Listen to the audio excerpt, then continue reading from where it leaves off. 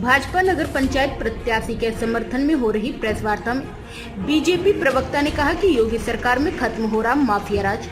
उत्तर प्रदेश के अमरोहा जनपद के सैदनगली नगर पंचायत में भाजपा प्रत्याशी अनुकृति चौधरी के चुनाव प्रचार में पहुंचे बीजेपी के प्रदेश प्रवक्ता राकेश त्रिपाठी ने प्रेस वार्ता की, जहां उन्होंने कहा कि अतीक अहमद के भरोसे जो संसद में और विधानसभा में अपने सदस्य बढ़ाते रहे हो, अब उनको उसकी हत्या में भी राजनीतिक लाभ दिखाई पड़ रहा है, इसीलिए वह ऐसे बयान दे रहे हैं। उन्होंने कहा कि हम चाहते हैं कि माफिया राज का उत्तर प्रदेश से सफाया होना चाहिए और बीजेपी माफिया राज को समाप्त करने के पक्ष में है। इस दौरान उन्होंने अखिलेश यादव पर निशाना साधा।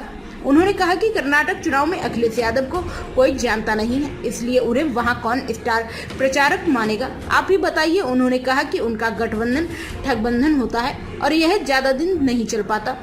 अमरोहा से डॉक्टर नरेंद्र सिंह की रिपोर्ट। अतीक अहमद के भरोसे जो संसद में अपने सांसदों की संख्या बढ़ाते रहे हो, जो विधानसभा में अपने विधायक की संख्या बढ़ाते रहे हो, उनको आज उनकी मौत में भी एक राजनीतिक लाभ दिखाई पड़ रहा है, इसलिए वो जानबूझ करके इसको लेकर के राजनीतिक बयान कर रहे हैं। हमें मानते हैं कि उत्तर प्रदेश से माफिया तंत्र का नाश होना चाहिए, माफिया तंत्र पूरी तरह से नेस्तनाबूद होना चाहिए और उत्तर प्रदेश की योगी सरकार ने इसको लेकर के बहुत काम किया है।